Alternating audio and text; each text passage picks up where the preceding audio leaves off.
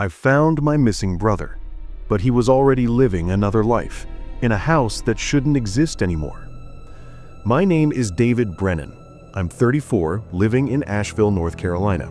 My younger brother Marcus is 26, and until 2 weeks ago, we weren't particularly close. 8 years is a significant gap when you're kids. I was already in college when he was struggling through middle school. Our mom died when Marcus was 7, and I think he resented that I got 12 years with her, while his memories were already fading. When I moved out at 19, leaving him alone with our grief-paralyzed father, I think that resentment calcified into something harder. We'd been trying to rebuild our relationship over the past year. Sunday hikes on the Blue Ridge Parkway became our thing, neutral ground where we could talk without the weight of our shared past crushing every conversation. 2 Saturdays ago, I called to cancel. My wife needed me to drive her to a medical appointment. Marcus said he'd hike alone anyway.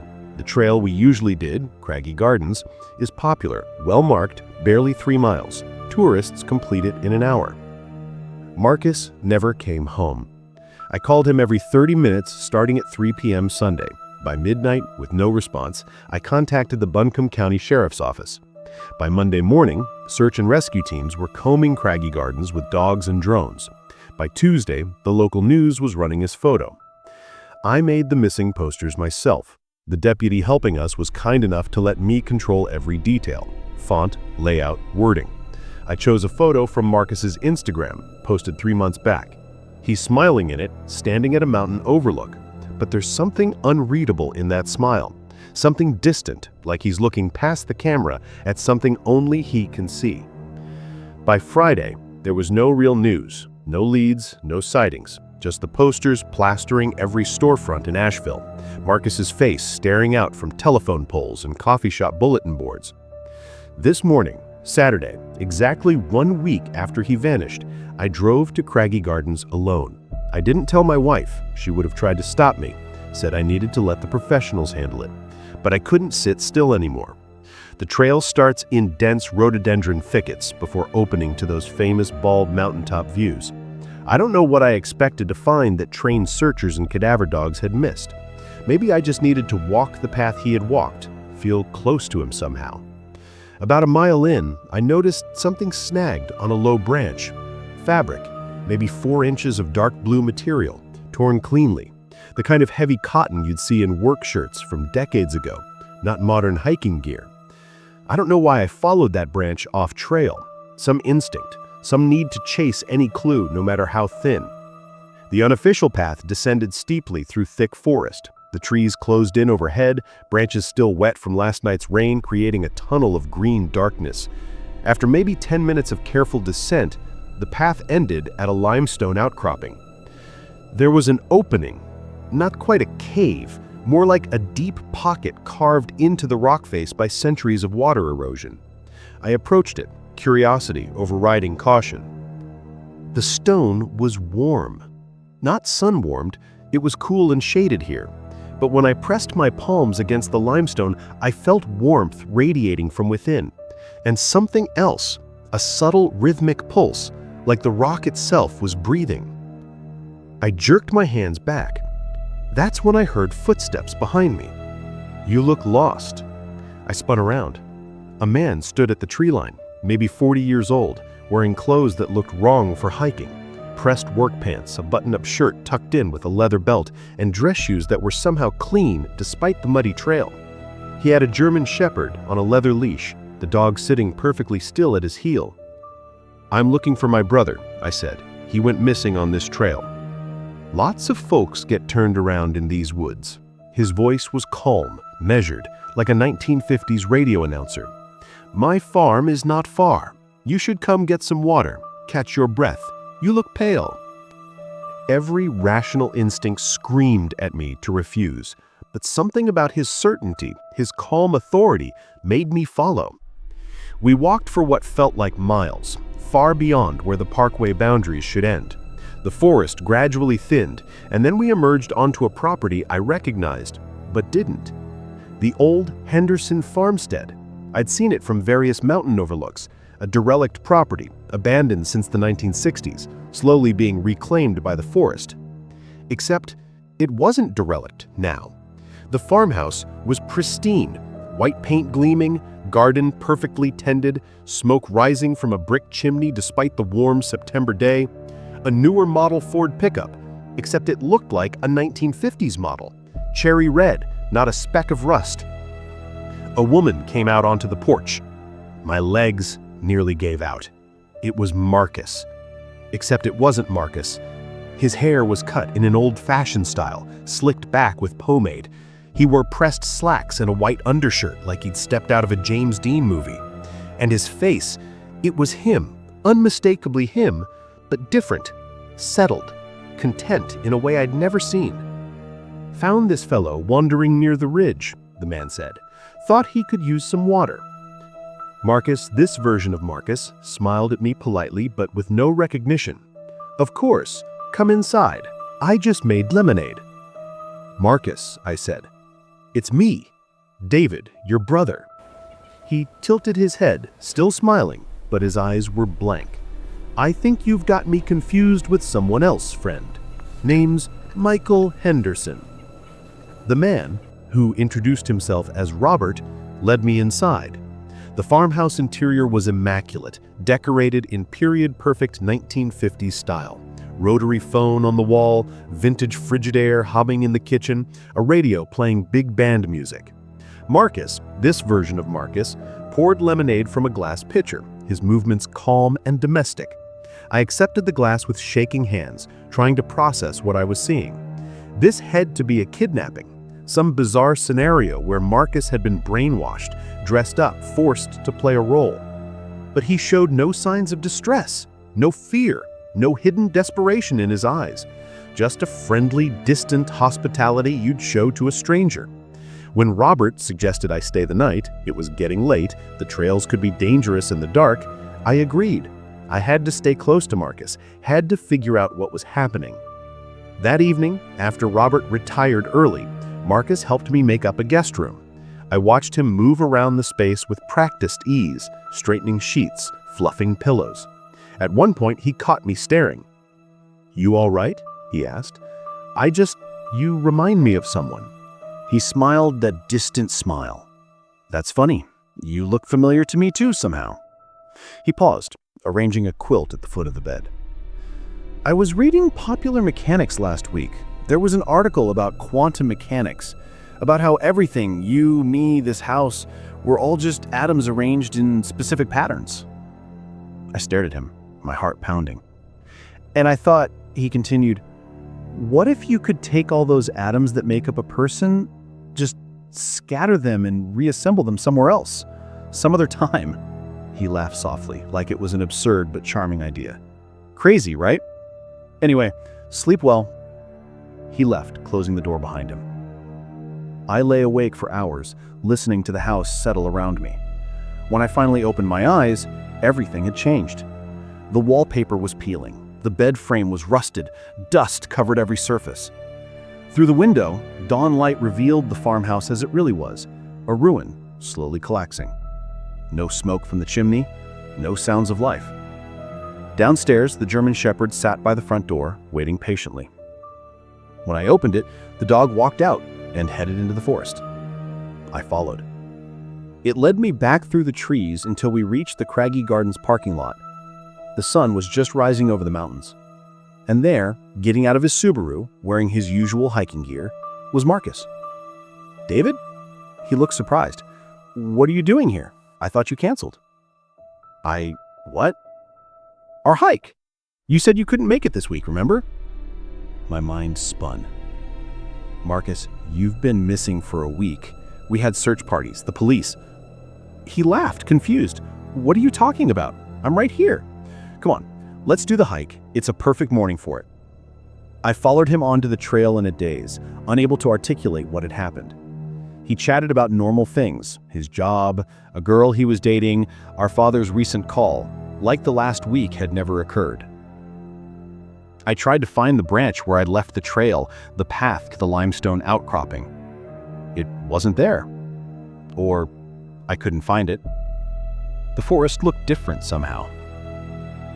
When we finished the hike and returned to the parking lot, Marcus hugged me goodbye and said he'd call me Wednesday after his shift at the brewery.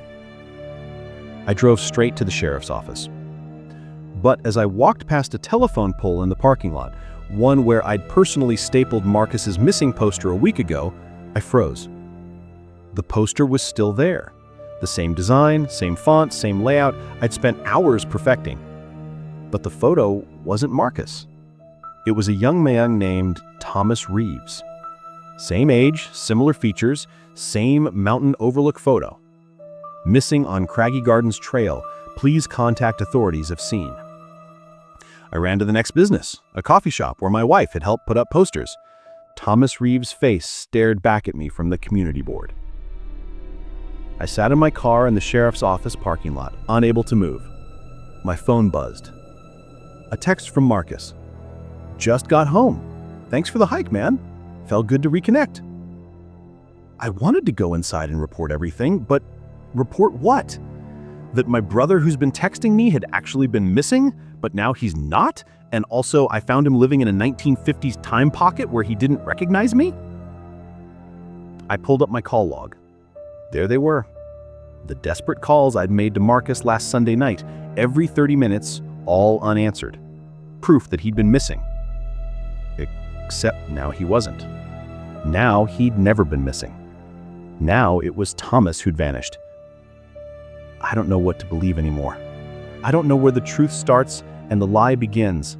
All I know is that somewhere on Craggy Gardens there's a warm stone breathing in the shadows, and a farmhouse that exists in the wrong decade, and a version of my brother who doesn't know my name. And I'm sitting here in my car dictating this into my phone, wondering if somewhere there's a poster with my face on it. Wondering if I'm the one who disappeared.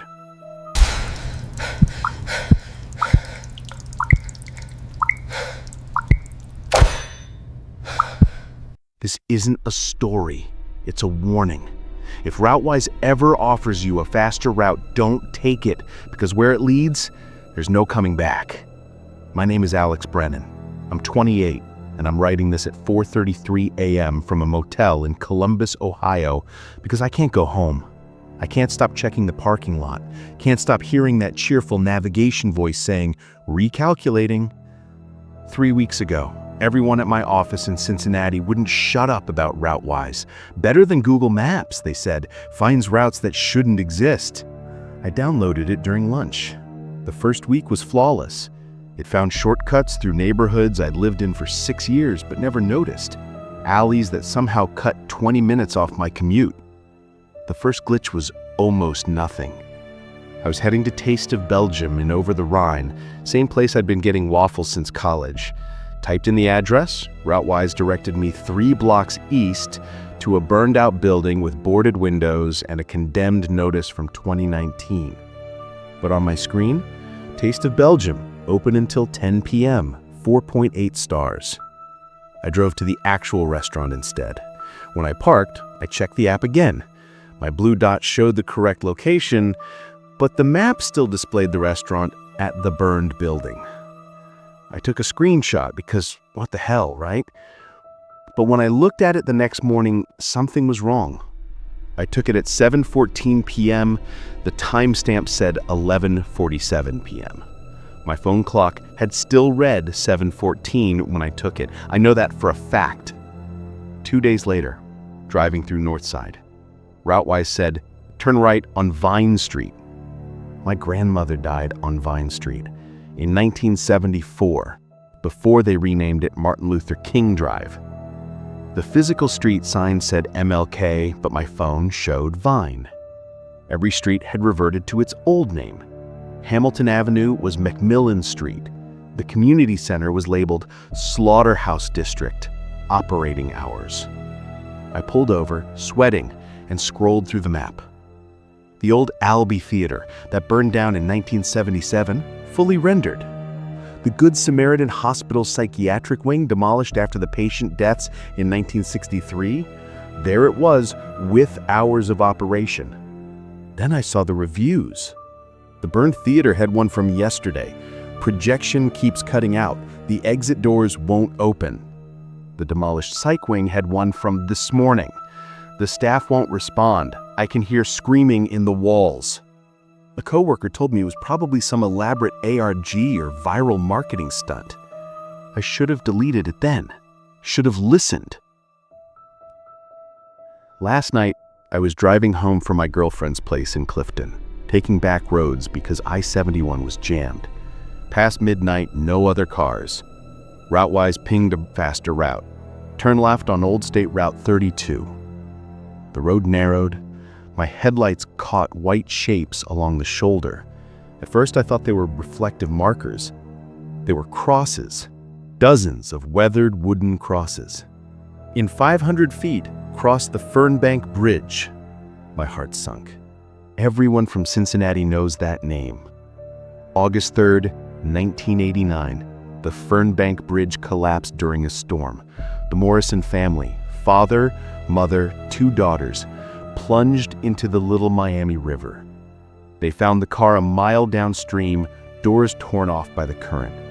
They recovered 3 bodies, not 4. I slammed my brakes. The tires skidded in the mud, stopping inches from twisted guardrails and empty air, a 30-foot drop into black water. If I had been going faster, if I hadn't checked my screen, I sat there shaking, engine idling, staring at my phone. The blue navigation line continued straight across the missing bridge.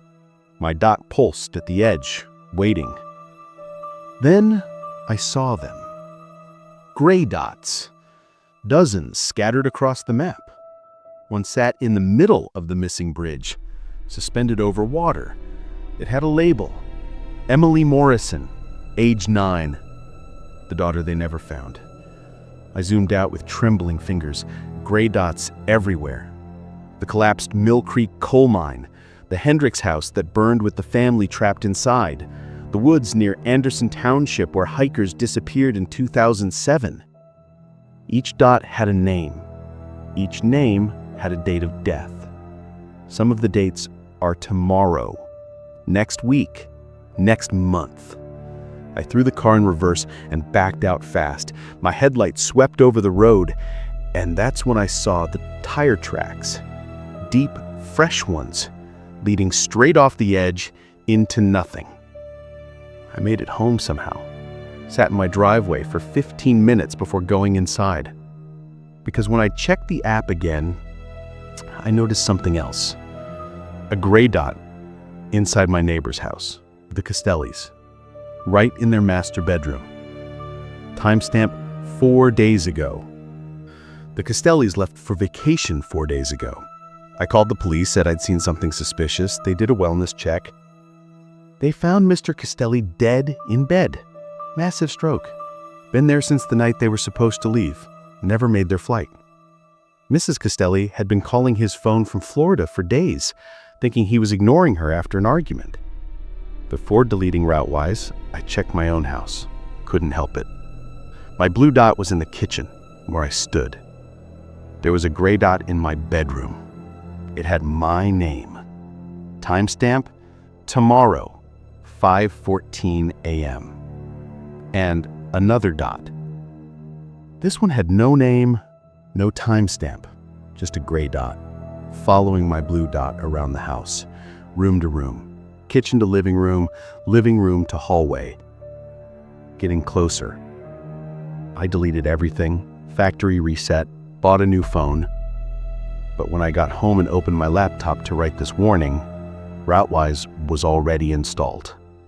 I never downloaded it on my laptop, but maybe it synced from the cloud, maybe it didn't need to. The map was open, zoomed in on my house. The gray dot with my name wasn't in my bedroom anymore, it was in my living room. Timestamp, 4:47 a.m. The clock said 4:46. I heard something move in the living room. Something wet, like it had been in the river for 35 years, like it was still dripping. That's when I ran, grabbed my car keys and drove to this motel outside Columbus. I've been here for 6 hours, but I can still hear it. That navigation voice, that cheerful chime. It's coming from my new phone, the one I just bought, the one that has never had RouteWise installed. I opened it to write this warning. RouteWise is already there. The map shows this motel. My blue dot is in room 247, where I'm sitting. There's a gray dot in the bathroom. My name. Timestamp 4:51 a.m. It's 4:50. The bathroom door is closed. I didn't close it. Water is seeping out from underneath. Dark water. River water. The door handle is turning. The navigation voice speaks from inside the bathroom, cheerful and clear. You have arrived at your final destination. I can see a gray hand on the doorknob now. The skin is bloated, waterlogged. There are marks outside my motel window, not tire tracks this time. They look like footprints, bare, wet, leading from the parking lot straight into the woods. The app just updated my location. My blue dot is gone. I'm gray now too.